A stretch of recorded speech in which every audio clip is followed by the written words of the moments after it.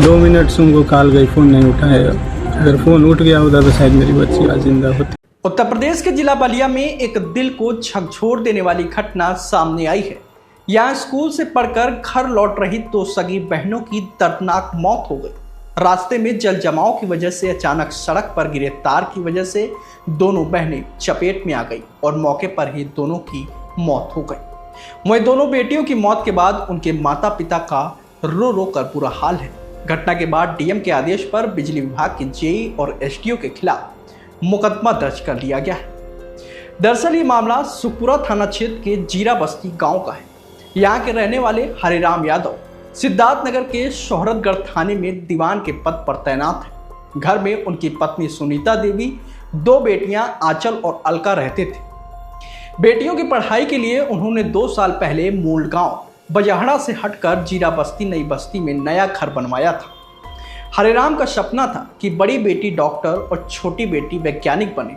उन्होंने कहा कि जिन बेटियों को नाजों से पाला, आज उनकी ही अर्थी उठानी पड़ी। इससे बड़ी विडंबना और क्या हो सकती है। वहीं अपने दोनों बेटियों को खो चुकी सुनीता देवी गम में अपना सुध बुध खो बैठी हैं। वह बार बार विलाप करते हुए कहती रहीं कि अब मैं कैसे जीऊंगी, मेरे जीने का सहारा मेरी दोनों बेटियां ही थी। हम कैसे जिए, हमारे बच्चा से। दरअसल आंचल और अलका ही हरिराम और सुनीता देवी की एकमात्र संतान थी। दोनों की मौत के बाद परिवार पूरी तरह संतान विहीन हो गया है। गम में डूबे माता पिता का रो रो कर बुरा हाल है। वहीं गुरुवार को जब घर से दोनों बहनों की अर्थी उठी तो पूरे गांव में मातम पसर गया। अंतिम संस्कार के दौरान बेटियों को मुखाग्नि देते समय हरिराम का सब्र टूट गया और उन्होंने कहा कि इस घटना से बिजली विभाग के अधिकारियों को सबक लेना चाहिए ताकि ऐसी दुर्घटना दोबारा किसी और के बच्चों के साथ न हो। वहीं हादसे को लेकर लड़कियों के चाचा डॉक्टर रविंद्र यादव ने आरोप लगाया कि हादसे के दौरान जेई को लगातार फोन किया गया, लेकिन उसने कॉल नहीं रिसीव किया। अगर जेई ने समय रहते फोन उठा लिया होता और कार्रवाई की होती तो आज उनकी बेटियां उनके पीछे होती।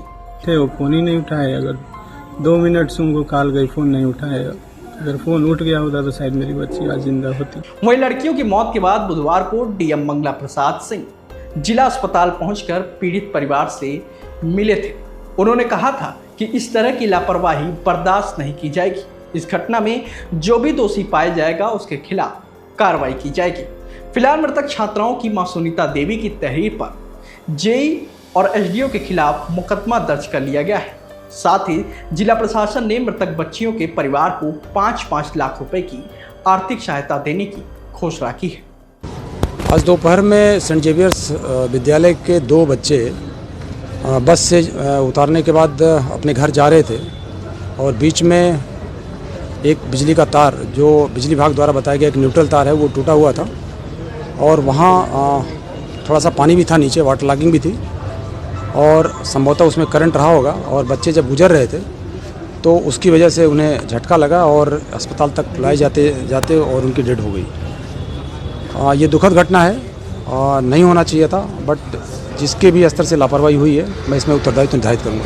क्या वो लोग शिकायत भी किए थे कि बिजली की शिकायत व्यवस्था को, अब शिकायत हो ना हो, लेकिन जिसके भी वजह से ये हुआ है, लापरवाही जिसने भी करी है उसमें उत्तरदायित्व मैं निर्धारित करूँगा। लोगों ने कहा कई बार हमने शिकायत के अलावा 2 महीने से पानी सर वहाँ लगा है, शिकायत करने के बाद भी नहीं, वाटर लॉगिंग है। अब मैं चेक कराता हूँ कि पानी कब से है, बट यह है कि दुर्घटना हुई है, ये सही है और दुर्घटना के लिए जो भी जिम्मेदार होंगे उनके खिलाफ मैं कार्रवाई भी करूंगा। घटना के समय भी लोग बता रहे हैं सर, जब पानी में करंट आया था उस समय लोग फोन कर रहे थे। नहीं, ये दुखद घटना है, ये दुखद घटना है और 2 छोटे बच्चे हैं, वो नहीं होना चाहिए था ये, और जिसके भी कारण से हुआ है वो दंड पाएगा। बच्चे स्कूल से अपने घर जा रहे थे।